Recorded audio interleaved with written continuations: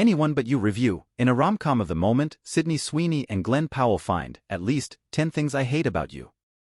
A convincing romantic and erotic attraction, we can all agree, is one of the keys to a good rom-com.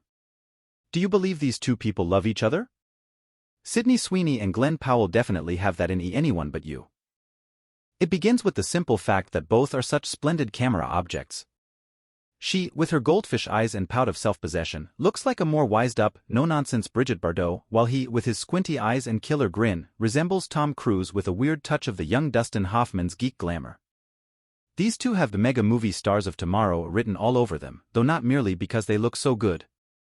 Both are lightning-fast actors, delivering the spiked screwball banter and, important for this movie, the toxic insults with airy aplomb.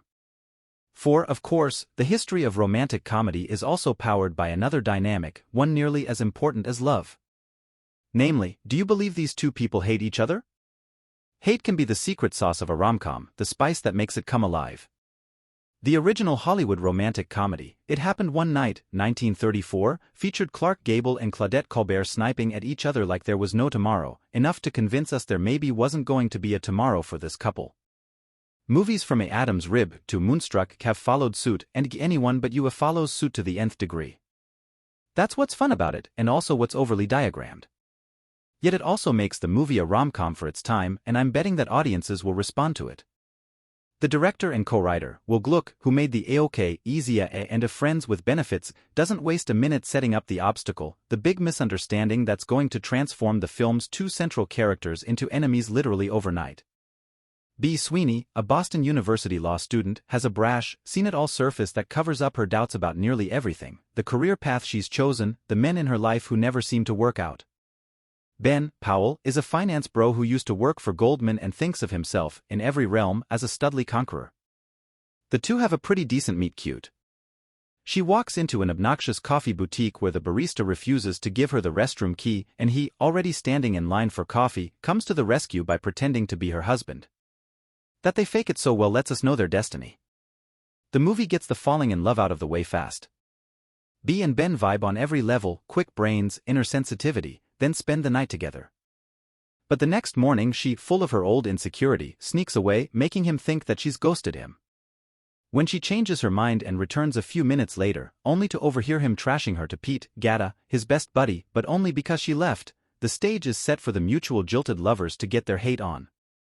Stage is the correct word, since Anyone But You it turns out to be a kind of upscale American rom-com version of Much Ado About Nothing. 6 months later, the two characters run into each other at a bar where both are linked to an impending wedding. The dreadlocked, whimsically ball-busting Pete has a sister, Claudia Alexandra Shipp, who's marrying BEA's sister, Hallie Hadley Robinson.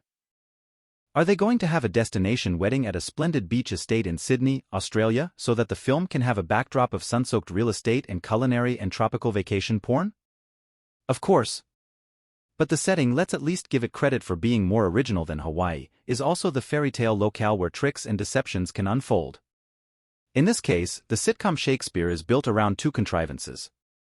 When everyone in the wedding party figures out that B and Ben are a former item who now can't stand each other, they scheme to push the two back together, also that their sniping won't ruin the wedding. But B and Ben, being too smart not to see through this ruse, are so annoyed by it all that they decide to overcome it by pretending to be a lovey-dovey couple.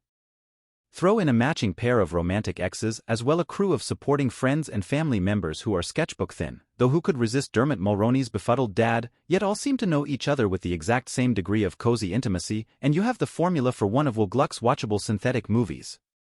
I will not belabor why this abstract gloss on Much Ado About Nothing worked better in Much Ado About Nothing.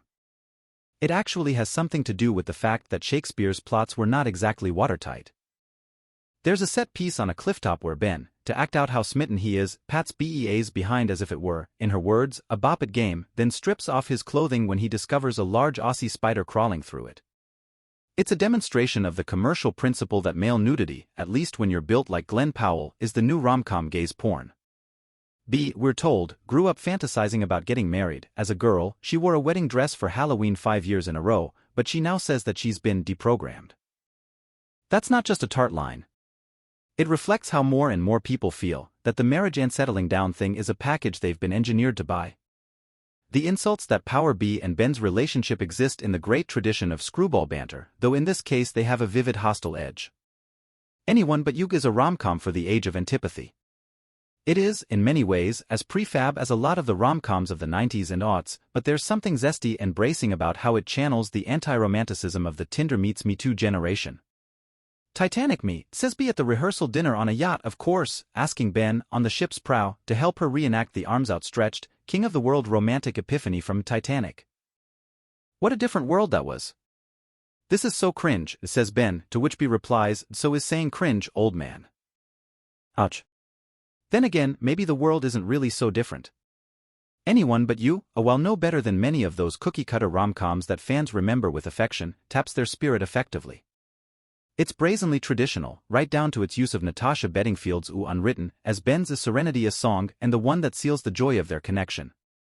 The big final meet-up, in front of the Sydney Opera House, which looks about as romantic as a box of designer shoulder pads, but never mind, is a testament to the wounded sincerity that lurks on the other side of the new hostility.